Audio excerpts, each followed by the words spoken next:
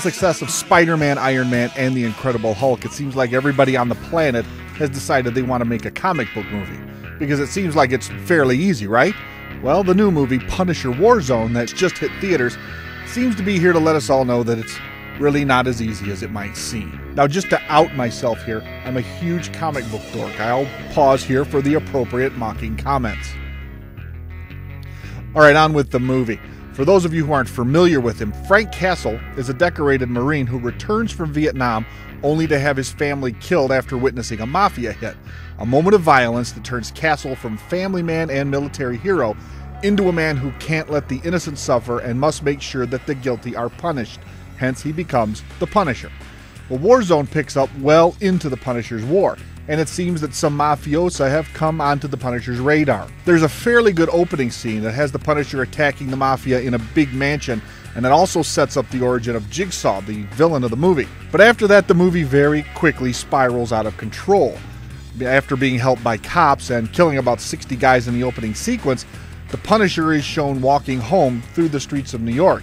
He's got weapons hanging off his hips, off his chest, everywhere. Big skull on his chest. No one even bothers to look at it.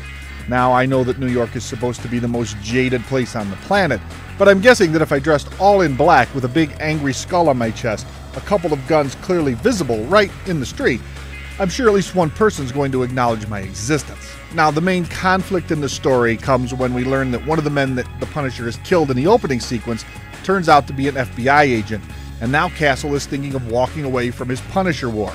And that's the end of the Punisher, for about 2 minutes, till he finds out that the agent's family is endangered from the mob, and that all leads to the war raging on. Now, while I'm a huge Punisher fan, this is really not a great Punisher movie. This is the Punisher in a Hong Kong action film.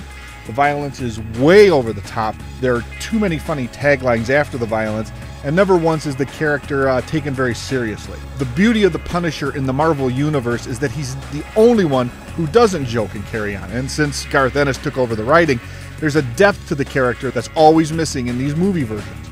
The Thomas Jane Punisher captured the spirit best, but then John Travolta showed up and ruined the whole movie. The heart and soul of the Punisher character is that he was one of the good guys who crossed the line and became a killer in order to keep the rest of society safe. It's his self-sacrifice that allows the innocent to sleep peacefully, but it's that self-sacrifice that's not allowed to shine through in any of these movies. Punisher War Zone is merely a comic book Hong Kong action movie without much subtext or soul. If you're looking for a funny, weird, over-the-top action movie with some pretty good violence and some unusual characters, then you're probably going to like it. If you're a fan of the Punisher character, just rewatch the Thomas Jane version. It's as close as it seems we're going to get. I'm giving Punisher War Zone 2 out of 4 cigars, and that's only because it's nice to see Marvel release an R-rated Punisher movie. Let's hope that next time they actually get it right.